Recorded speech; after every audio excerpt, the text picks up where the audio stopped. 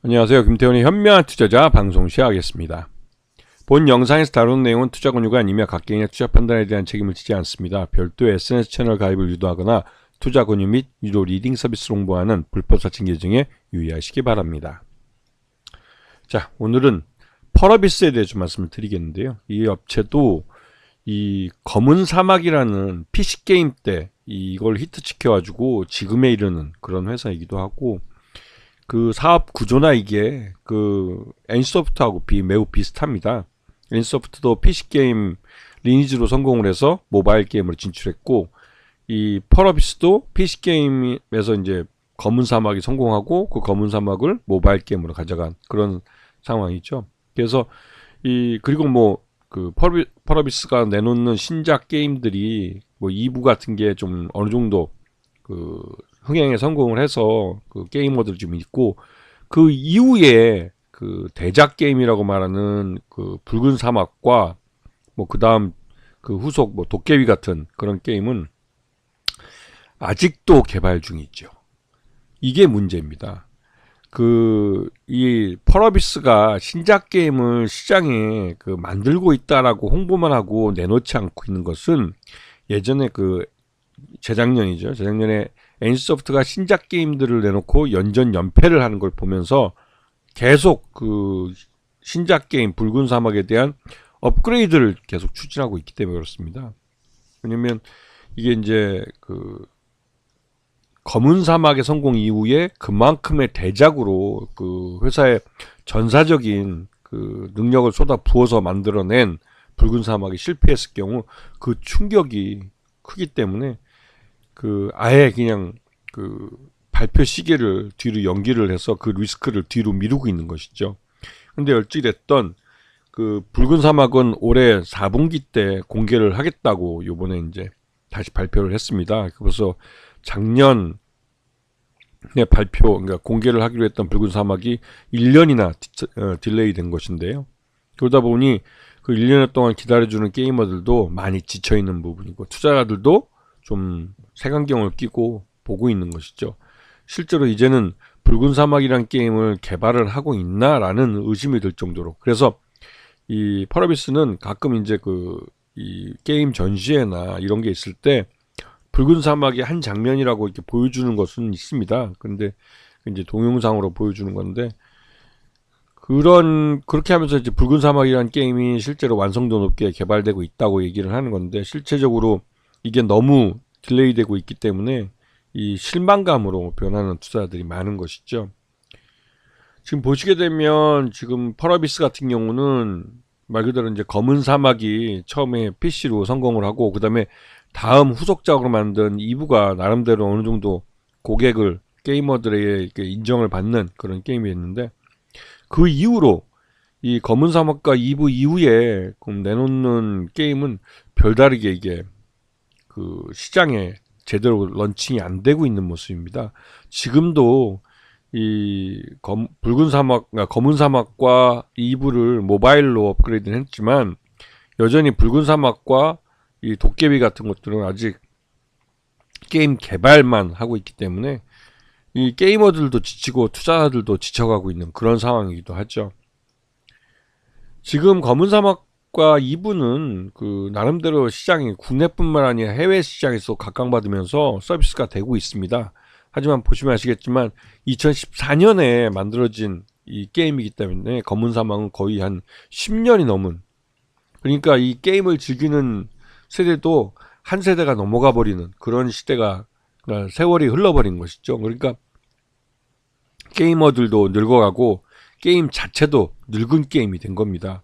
그러다 보니 이를 대체해서 나올 수 있는 젊은 게임, 즉 신작 게임이 나와줘야 되는데, 그 신작 게임은 하세월로 계속 미뤄지고 있는 상황이죠.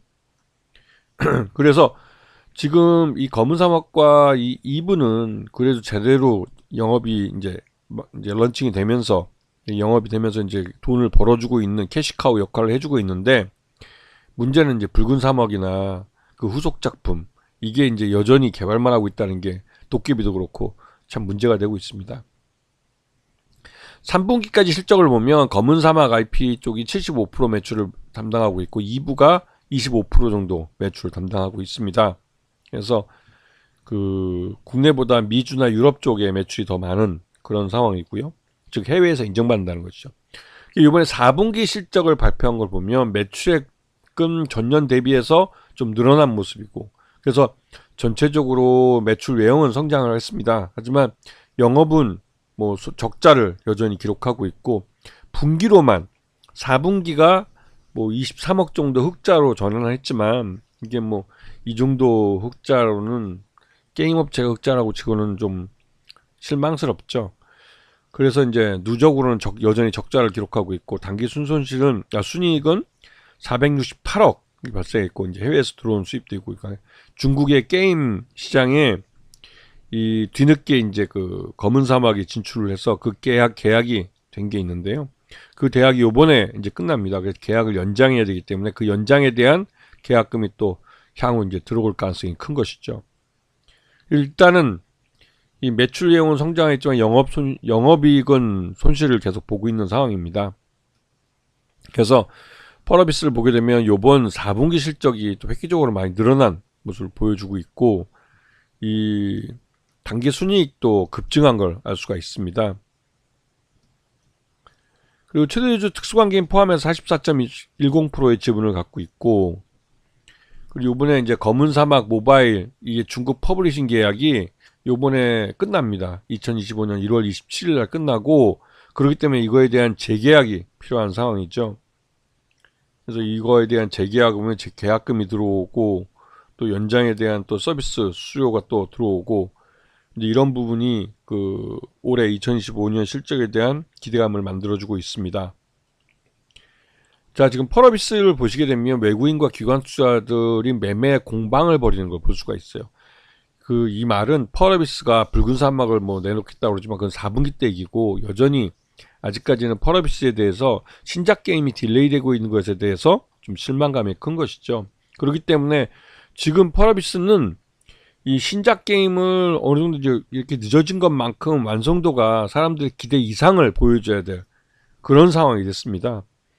보시게 되면 작년에 이제 그 붉은 사막 그 런칭에 대한 기대감으로 주가가 급등했다가 이게 딜레이 되면서 주가가 흘러내린 겁니다. 그리고 이제 그 실적도 이때 나빴기 때문에 2분기, 3분기는 다 적자였고 4분기에만 영업이익이 흑자로 돌아섰는데, 여전히 이 가장 주력 게임인 검은 사막이 이제 10년이 된 노후한 게임이 돼가고 있고, 또 EV는 그렇게 성장을 계속하지 못하고 있는 상황이고, 근데 이거 뒤를 이어줄 붉은 사막은 이게 신작 게임으로서 시장에 나와줘야 될 타이밍을 놓쳐서 지금 1년 이상 개발을 더 한다고 해서 늘어지고 있고, 그리고 그 뒤를 이을 신작 게임으로 이제 뭐 도깨비라는 게임이 있는데, 그 도깨비란 게임도 역시나 개발이 이 붉은 사막을 집중하다 보니 또 뒤로 미뤄지고, 그래서 이 펄어비스는 신작 게임에 대해서 이게 시장에서 제대로 검증받지 못하고, 즉 런칭도 안 됐으니까요. 시간만 주구장창 보내고 있어서 그냥 시간 보내면서 이 검은 사막이라는 게 점점 노후화된 게임이 돼가고 있어서 그게 이제 문제가 되고 있는 것이죠. 그리고 이게 중국 시장이 그동안 한한령 때문에 제대로 오픈이 안 됐다가 뒤늦게 오픈이 되면서 이 펄어비스가 지금 개발했던 게임들이 향후 한한령이 해제되면 중국 시장에 제대로 또 런칭할 수 있다라는 기대감은 있지만, 그 실제로 이 신작 게임을 런칭을 제대로 못하고 있기 때문에 그건 여전히 그냥 기대감만으로 남아있는 것이죠.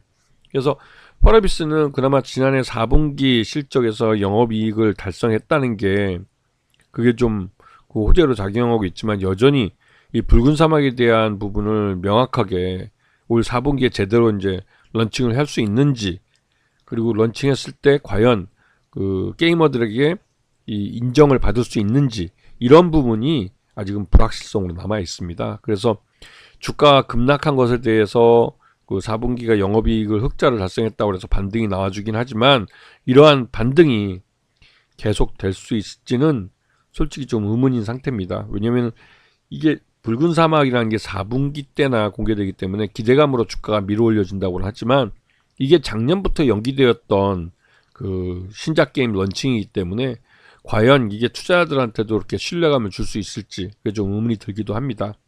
그래서 지금 펄어비스 쪽 회사 쪽에서 말하는 걸 100% 다 뭐 투자로서 받아들일 수는 없고요. 왜냐면 워낙 작년부터 계속 신작 게임 붉은 사막의 신작 게임 런칭 시기를 계속 늦춰왔기 때문에 솔직히 좀 믿업지는 않습니다. 그러다 보니 투자자들도 좀 미적거리면서 망설이는 거죠. 과연 지금 살 때가 된 건가 이런 고민이 들기도 하고요. 왜냐면 이게 진짜 말 그대로 4분기 실적 영업이익은 흑자로 돌아섰지만 이게 뭐 올해 1분기나 2분기에서도 바로 또 적자로 돌아설 수 있는 그런 불안한 정도의 한 28억인가 밖에 안 되는 영업이익이기 때문에 솔직히 좀 믿업지는 않습니다. 그래서 이런 불확실성이 있는 종목들은 항상 조심을 하셔야 되는 것이죠. 여차하면 빠져나올 마음의 준비를 해야 됩니다. 아시겠죠? 자, 오늘 방송 여기서 마치겠습니다. 감사합니다.